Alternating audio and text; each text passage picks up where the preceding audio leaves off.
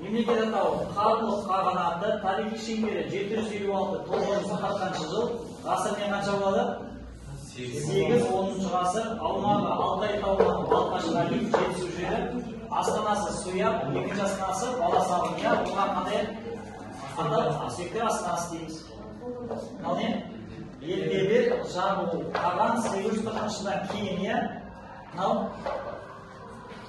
Бұлар, Жігіт, Ташылық, бұл тағы басқа тайпалары болды.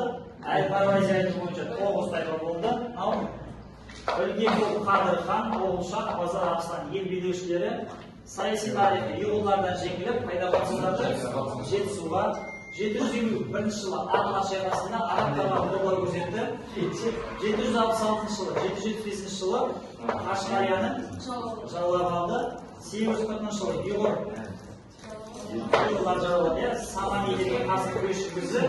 940 жылы Қашқардың түрік билеушілері жаулап алған болатын.